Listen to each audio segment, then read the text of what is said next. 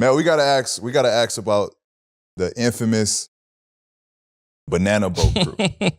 Oh, shit. You, D-Wade, Bron, CP. Was there any moment of y'all ever teaming up? Ooh. Or was there conversations of y'all ever teaming up somewhere in the Who? league? Between y'all Banana... Us four? Yeah, y'all four. Before the Big Three, the Miami Big Three, it was talks about me and Bron, like, because we were out of me, him, and D-Wade. Like, it was me and him close, and D-Wade was kind of like, and then it was like me and D-Wade close, and then Bron and D-Wade was close, but we never was like all three, locked in until we started going and getting old, you know what I mean? And then we had like experiences, played on the, world championship team, and I think that's when it kind of really started to like blossom. And I think it was because we lost together. We felt the same pain. We felt the same sentiment. So that brought us all three together. With Bron, it was always like, yo, we got to make it happen. Like some way, somehow, the opportunity comes, let's make it happen. We just never knew where. You know what I mean? Like we could fuck around with each other, but where? And you going to New York? Like, I ain't going to Cleveland, nigga. Like, you coming to Denver? Like, I ain't going to Cleveland, chick. So it was just like, as friends and like competitors growing up together, it's like, yeah, we want to, I would love to play with PG on this team. Right. You know what I mean? Kel on this team. But that was always just like a what if of being Bron. Right. Then the conversation got serious after like 06, 07, 08 with the Big Three. So they were supposed to go, it was supposed to be Bosh and Wade, and then me and Bron, like going somewhere. We just couldn't find out where.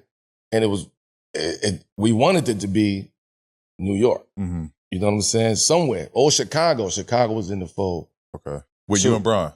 Me and Bron. But I was like, if we gonna find a place, then let it be go to Chicago. Like, I'm in Denver, you in Cleveland, free agency hit, let's try to make it work. They couldn't make that happen? I didn't know, at the time of the collective bargaining agreement, again, I wasn't as educated on the game, on the business of the game, on the business of the sport. So I didn't understand contracts and, 3 years, 5 years, you know what I mean? Shit like that, lockout. I knew a little bit, but I wasn't really business savvy enough to understand what was about to happen.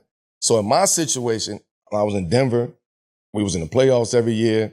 We was 50 plus wins. Like we was building something in Denver. So I didn't want to leave. So why take a 3-year deal? No, I'm locked into this 5-year deal. And it was like 5 years, like, 85, some shit like that. Right. And I got ridiculed for taking a 5-year deal. Like, what? You know where the fuck I come from?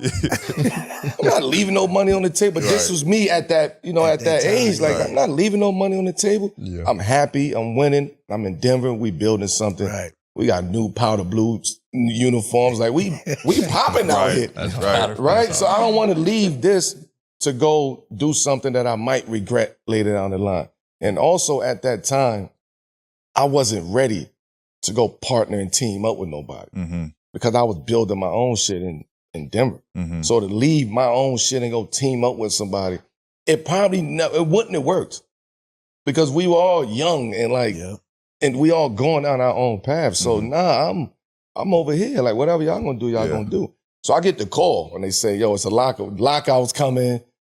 Yo, we taking a 3-year deal. Right? So let me think about that. Hit y'all back, man. Hit y'all back. Call my agent at the time, which was, I think I was with Bill Duffy at the time and Calvin Andrews. And I'm like, 3-year deal. Yo, bro, it's no conversation. I'm staying. I'm taking a 5-year 85. I'm staying in Denver. I'm happy, boom, boom. So they was trying to finagle how to make that shit work. And then it was like, I think one of them had to take like 16 and the other one 17 and the other one like, you know what I mean? Like all of them had to really sacrifice, which I take my hat off to them for doing that because that's hard as shit to leave at that point in time in your career, young like that with we all was at the top of the game. Right. And just say fuck all of that and come together, like nobody was thinking about that.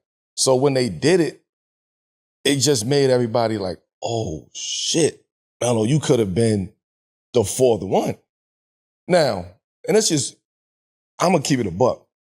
Imagine me at 23 years old, 24 years old, being the fourth option on the team when I'm leading my team every single year. Like I'm finding my way in this league. Right. And you want me to leave that and go be a fourth option. Yeah. I don't know mentally how I was going to be ready for that. Exactly. It ain't got nothing to do with money. Right. Mentally, I don't know how I was going to do that. I'd have had a different role. I'd have had to figure out my role on that team. These are alphas that we all coming together. Like Bron is an alpha. D Wade is an alpha. Everybody might give Chris Bosh enough credit. Chris Bosh was ridiculous in Toronto. Right. So for them three to go, I'm like, man, hell no. Like I can't be that fourth, fifth. Hell no. So I'm cool. I'm out here in Denver. So the conversations always was like, that was always a what if, the Miami. But people don't look at it like that. It's just, oh, Melo was selfish. So he took 5 years. He took the money and he could have had 3 rings. And man, all that shit a lot of times don't be worth it. Right. So they ain't gonna tell you that. Yeah. I'm gonna tell you, a lot of times that shit don't be worth it. They made it worth it because they figured it out. They worked it out. They won consistently. They created something down there. Who knows if that would have been the same case if I would have went down there. We look at the Lakers in 2003. They assembled Shaq, Kobe, Gary Payton, Karl Malone, like, and then they had a bench that was nice. Didn't do nothing. Come on, that shit don't always work like that. Let me ask this though, in hindsight, because obviously you went to the East when Bron went to Miami. Yeah. And you see the success that they having. Yeah. Like initially, are you like, damn, I could have been a part of that, or I should be a part of that? Or was you still happy? I never did that to myself. I would never ever do that to myself. Look at that and be like, damn, I could have. Not from a jealousy standpoint. Yeah, no, just even as a competitive standpoint, damn, I could have been down to this. I can't do that. Because I knew I was intentional when I got to New York on what I wanted to do. I knew they was down there. Okay, if I could come to New York and we can make this work, we gonna compete against them. Yeah. Right. You know what I'm saying? Like we gonna give them a run. And let's see what happens. Yeah. Let's build something. Like let's start to build in New York to go. We know that at the end of the day, these next couple of years, that's what we gotta, that's what we want to meet up there with them. But it seems like nobody had that plan. Right? Like I was the only one had the mindset of looking at it like that. But I'm like, I'm taking the darts for it. Being selfish, no defense, bad coach, not coachable, ran my way out of Denver, got to New York. They said I should have left after when I was a free agent. I should have went to Chicago, they say. I would have had a ring. You get what I'm saying? It was always, you would have did this, you would have had this. So I stopped fucking with that shit, man. It's just like, you know what, I'm going to stay mellow, champ. That's it. Come on.